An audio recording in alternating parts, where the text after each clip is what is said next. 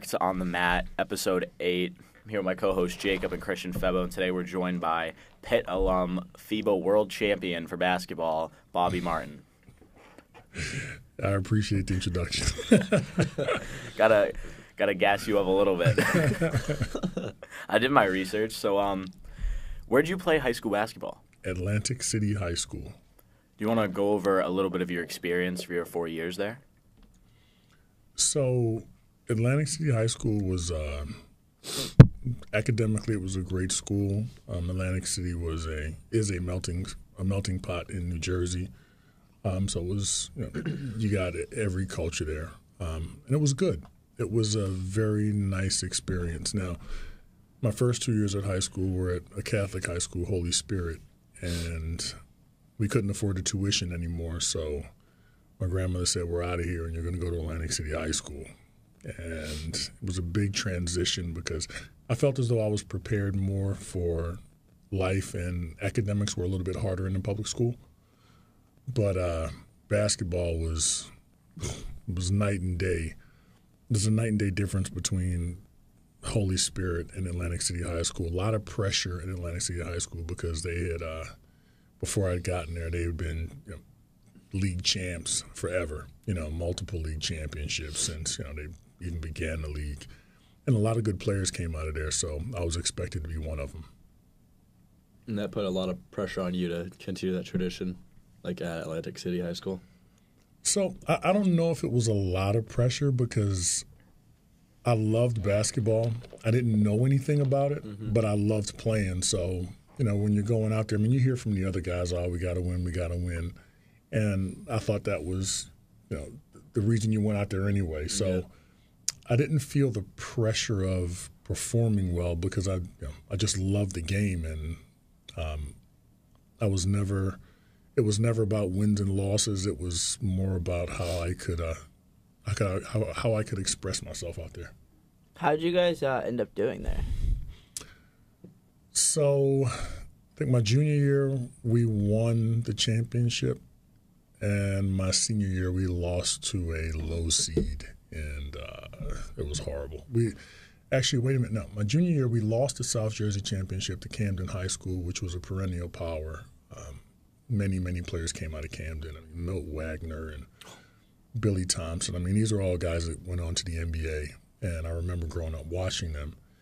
And my senior year, we lost to, probably an 8 seed or something like that. It was crazy. This is wild how you probably played against so many greats, or just so many literally normal players that you thought back then are just were in the NBA now, just balled up. Yeah. We had a couple of guys. We had a good high school, so the guys that were drafted into the NBA from the other high schools that we played are, plenty. Rodney Monroe, Chris Corciani. These are guys back in the 90s, but it's a lot of fun. So you got there your junior year, right? I did. Were you able to make an impact right away on the court, or did you kind of have to pay your dues, learn a little bit, sit a little bit, and then get into the game, or were you just right away one of the guys who went in and made an impact? So it's a little bit of both because, I was at a Catholic school, and going to the public school, I had gone and they expected me to be there. I remember that summer they were, basically recruiting me. Look, you got to be here, you got to be here. And I was playing with 2 other All-Americans, high school All-Americans. And I had to pay my dues because they wanted the ball, so I had to find out, what else I could do to add to the team. You feel like that made you a better player, not just trying to be the main guy out there, or just trying to dish it around a little bit more? I think it made me realize that I wasn't going to be the main guy. Talent-wise, I very well could have been, but when you go to a team with a lot of talent, you have to allow other guys to shine in their own area. So this was more of, you come in as a piece to the puzzle. What was your recruitment process for college? How did that go? So I was recruited by every school in the country except for Georgetown. What? Yeah. I had probably 3 trash bags full of letters. So it was kind of cool. It was kind of cool. Why wasn't Georgetown scouting you? Because they wanted somebody else. There was another guy in my class who He was from the D.C. area, tough as nails, and Coach Thompson, John Thompson at the time, wanted that kid, and he ended up getting him. Did you still have all of your letters from all those schools that wanted you to play? I mean, that's pretty insane. That No, I do not have them. I don't even have the trophies that I won, and honestly, I don't care. It was a long time ago. It was nice when it happened. Yeah. I think the biggest accomplishment, and I can still talk about it, is just being McDonald's All-American. I think that was it, because I can look in a history book, or every year the game comes up, I can look and see my name. So that's kind of cool. That's insane. Just thinking about it. That's where I want to go further back. Since you had so many letters and so many colleges that scouted you, why did you choose Pitt? Why was that one college that stood out to you than all the others? 2 reasons. One, I loved Pitt's uniforms. Yeah, I'm a big jersey guy, big color guy. I swear, that could make a difference. Yeah, and I think John Calipari.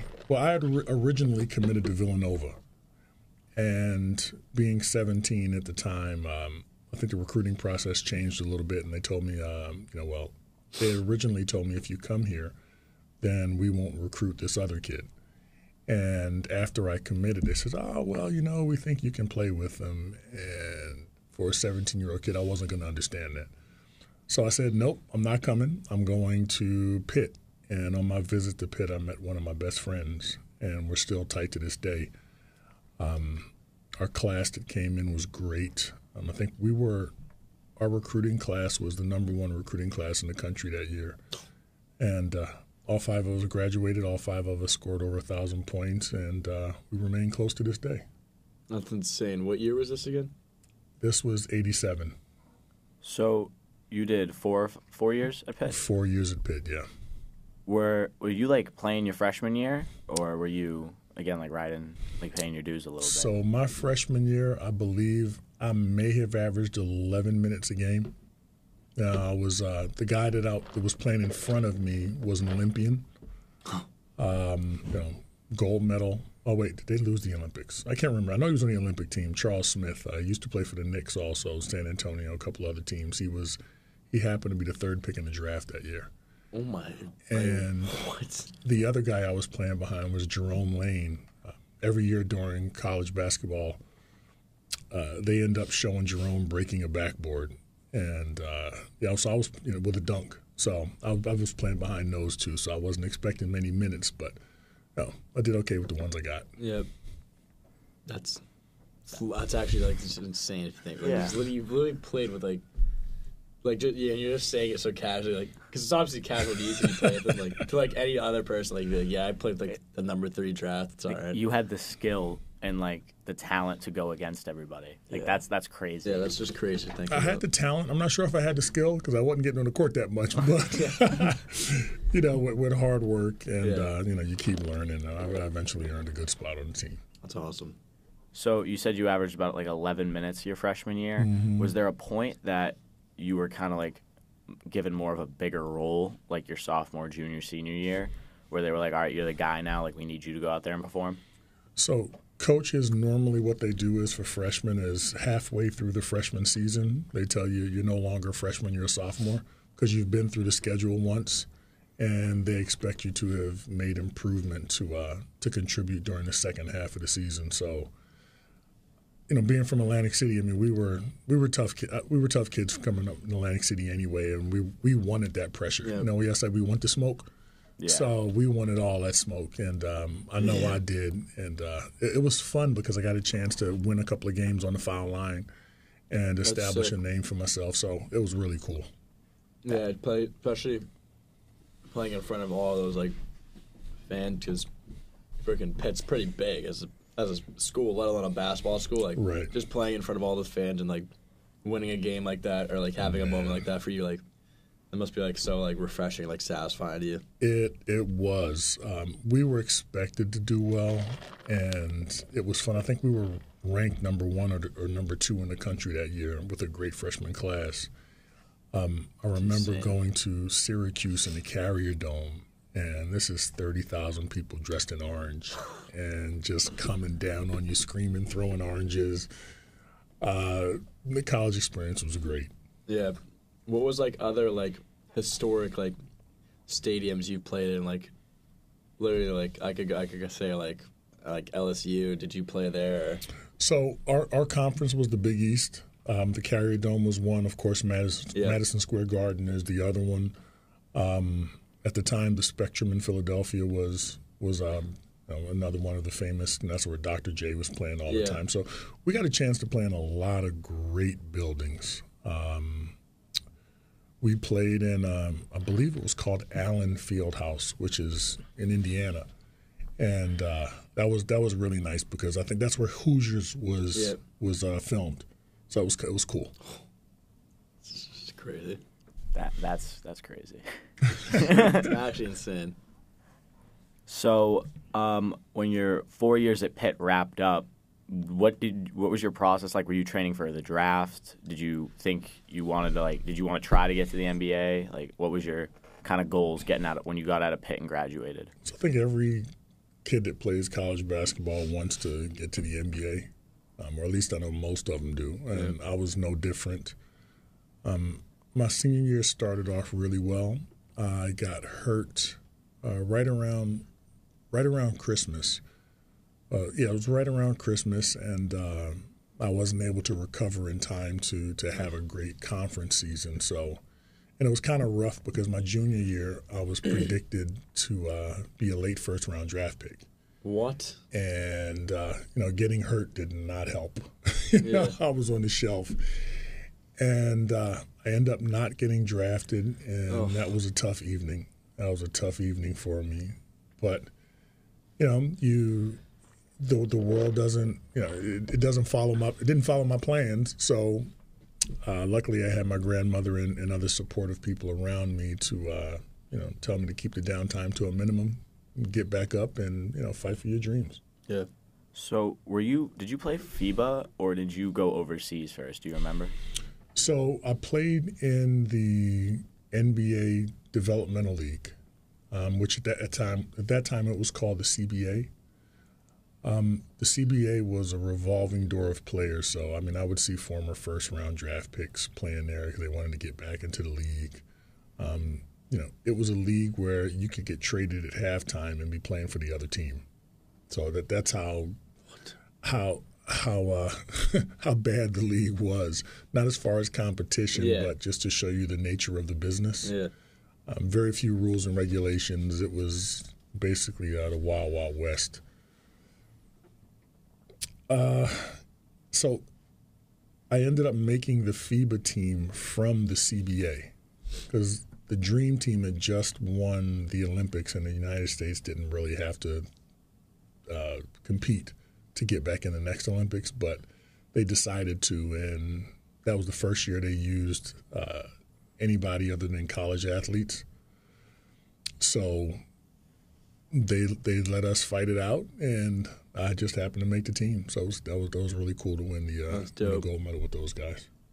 What was it like playing with them? Like, was it different from college playing with them? How did the team chemistry, new to it? The team chemistry was great because we were all guys who were trying to make it. Yep. There were no NBA guys on the team. This was just a bunch of guys, a bunch of almosts, right? Yeah.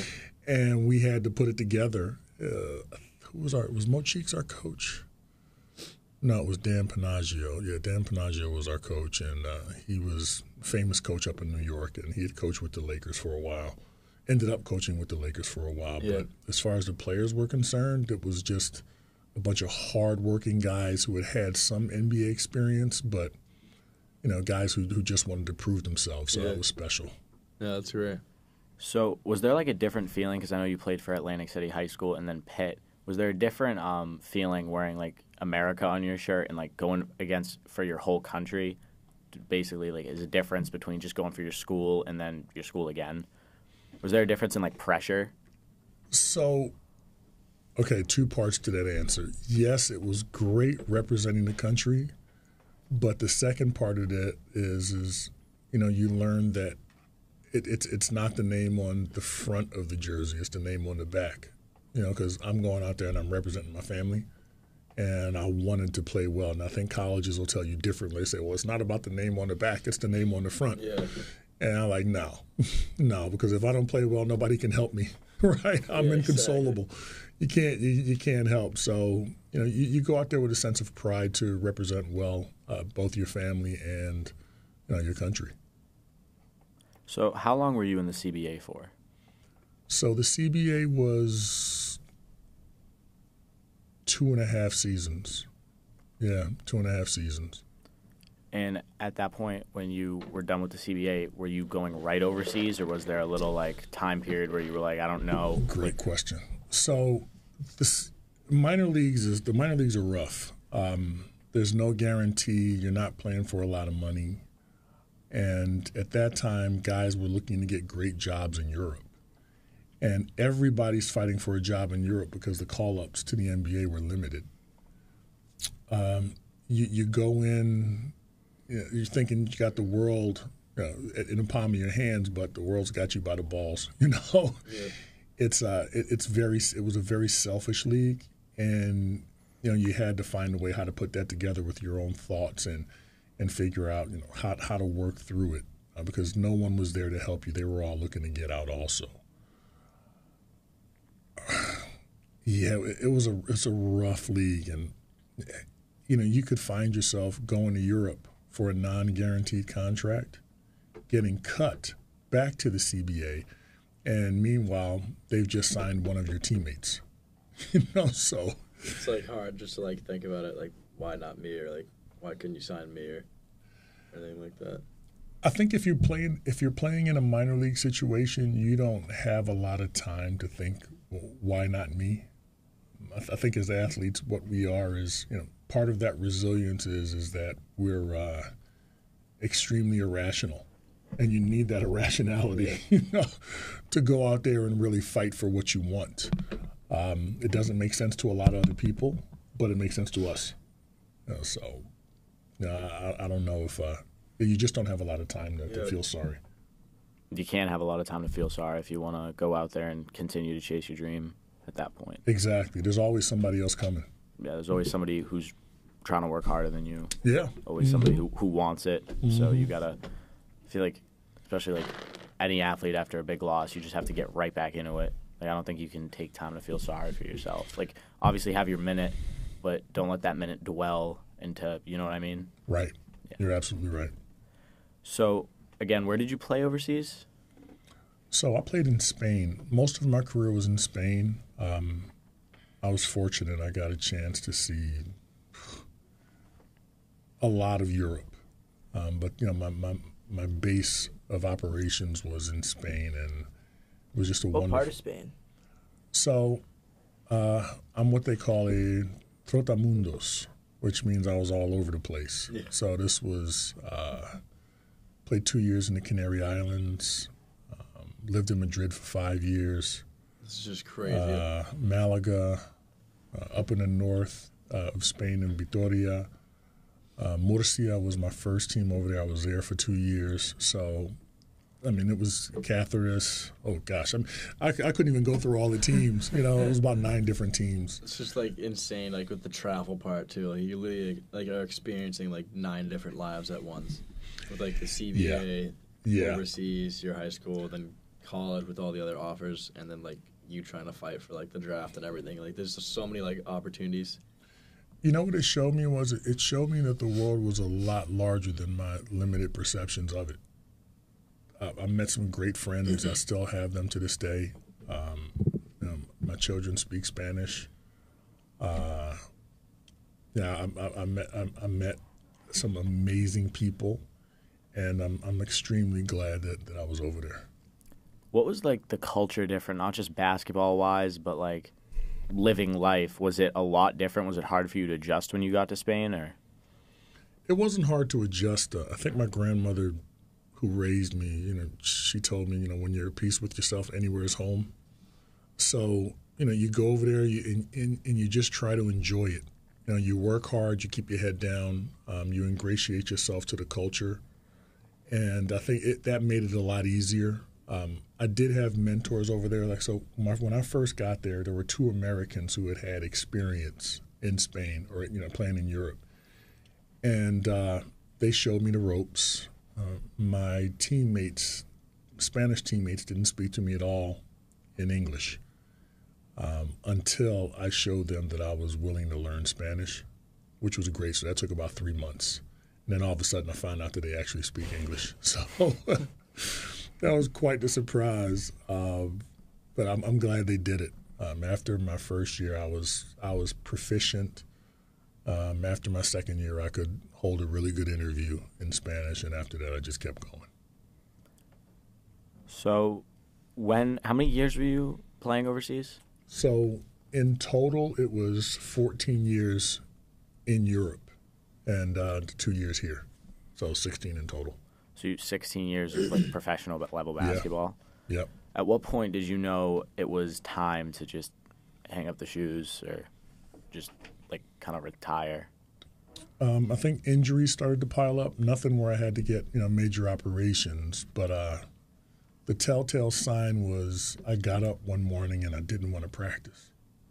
I believed in practicing hard and fighting and and loving that type of process. But when I didn't want to anymore, I was like, oh, it's time to give it up.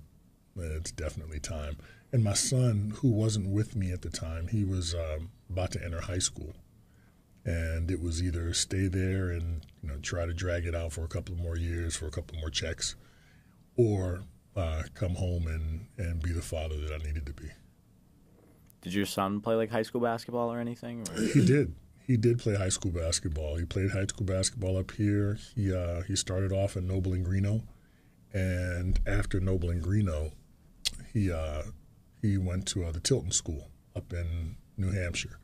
So he was at the Tilton School with Terrence Mann, who's now with the Clippers, and he played AAU basketball with BABC, one of the legendary programs up here. Well, I mean, in the nation as far as AAU is concerned. And that team, he was with Bruce Brown and Terrence.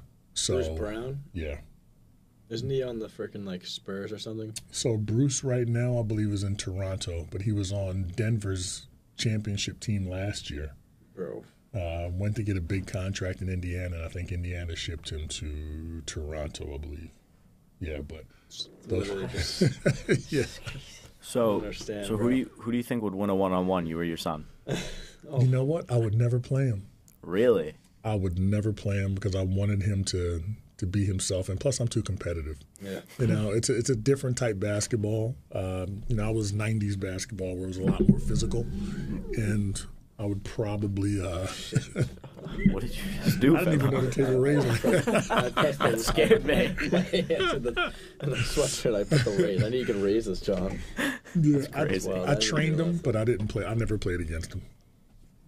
I don't know if I'd ever be able to do that.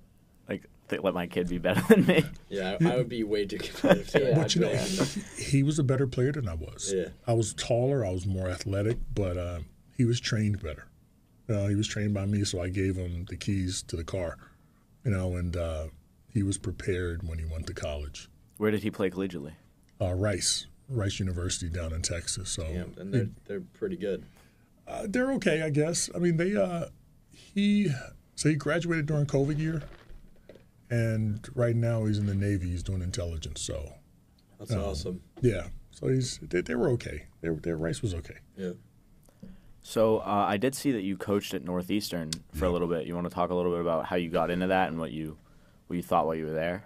So before I coached at Northeastern, I was training players. I got my own training business, and an agent friend of mine had told the coach, "Look, if you want to develop players, if you want somebody to help develop your players, call Bobby." So he called me, and we talked. I ended up being hired, and I thought Northeastern was awesome. I mean, the staff was great. Bill Cohen, the head coach at Northeastern, is an unbelievable person. Now, he's a great coach, but even better person. And he gave me the opportunity. I was there for 2 years. Unfortunately, my son was playing in college, and I had to make a choice. Do I want to go see him play, or do I want to continue coaching? So my son won. He definitely won, and I'm extremely happy that I made that decision. because college basketball is tough. It's the hours that you have to put in. You don't understand it until you're actually there. So, but I had a great time at Northeastern. Go Huskies. Go Huskies. You were just saying college basketball is obviously a grind, both mentally, probably athletically. Febo's going, obviously, playing football. I'm wrestling in college. Would you have anything to say to, like, either one of us or, like, any college athlete who's listening, going into their first year, like, how they should manage their time or just how they should attack it? So, wow, that's a really good question. Okay. So you're going to experience a lot of stuff. You have a lot more free time on your hands. I'm not going to tell anybody how to manage their time because most of the time the coaches will have a set schedule for you. It's what you're doing when you're not in practice, right? Are you getting your rest? Are you eating properly? I'm not saying don't have fun because you need to have fun. It's a grind, but keep it. Moderate your fun. You need to be able to listen because the coach is there. They have their jobs. Most of them have their jobs for a reason because they've been taught by old school, what they call old school coaches. So they've learned differently, and they're going to teach you the way that they've learned. So you've got to be a willing listener. Got to keep your mind open to growth, and be slow to speak and quick to act. The scholarships are 1-year renewables. I don't think kids understand that. They're not 4-year scholarships. They're 1-year renewables. So if you don't go in there with the mindset that you're going to give it the best that you can every single day, then there'll be somebody else coming behind you. It's weird because I feel sorry for, your generation because, there are things that, and you've got the world at your fingertips, every day, on a phone.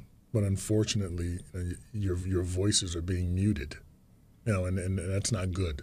I think that you want to continue to listen to what's going on around you, to see what's going on around you, and if you don't like it, then you need to stand up and say something. It's not about obedience, and I'm saying that with love because I just see a lot of things going on that I was taught to recognize, and I'm glad my grandmother did it. It was funny because she taught me 3 things, right? She taught me, 1, never be afraid to cry. Don't believe that a man's not supposed to cry. And she was always the first one there to hold me when I did. She taught me that if I didn't develop my own voice, that someone else would speak for me. And she was totally right. There were times when I was quiet and or you want to be part of a group and all of a sudden the group is speaking for you, but that's not what you believe, right? So I'm glad she taught me that. And the third thing is that she said if I ever got too big for my britches, that she would shoot me.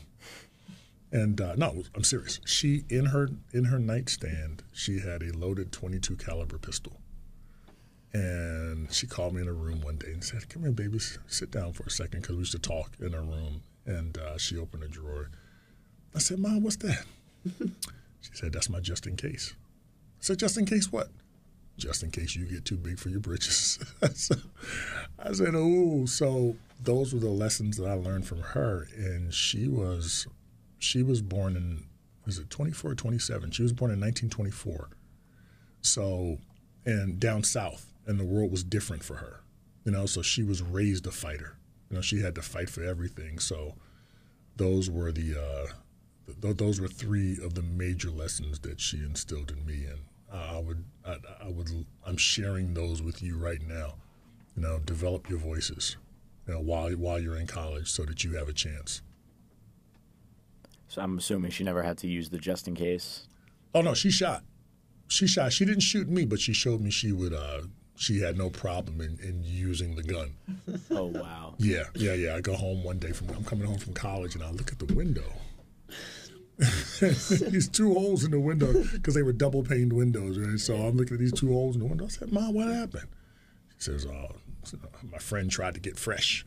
So So she shot at him. I said, oh, my goodness. So she was something else. Yeah, she would shoot first and ask questions later. Wow. Yeah. That's crazy. Yeah. Yeah, I believe that's all we have for today. Thank you again for coming on and sharing your story with us, talking to us. You're very welcome. I appreciate you having me here. Yeah, we appreciate you for being here and explaining your story of going to frickin' Spain, overseas, CBA. There's like so much you experienced. Yeah, it's like really a lot. cool to like from our perspective, because we're just all going into college. So just seeing you like accomplishing all that and being like where you are today to like reflect on it, it's just like really cool to see about it. I think especially because we've been like sheltered to Wilmington our whole lives, Yeah. and we've only Right. been here. And And you've literally pretty soon explored, you'll be flying to go play football. I'll be on a bus you'll going be to traveling. Exactly. wherever to wrestle. Traveling. Have fun, man. Yeah. Have fun. It's going to be a ball. Thank you. Yeah, I appreciate you. No problem. Thank you. Thank you. That was On the Mat, episode 8, with Jacob Doherty, Christian Febo, and our guest Bobby Martin. We'll see you guys on the next episode later. We'll see you. Peace. Adios.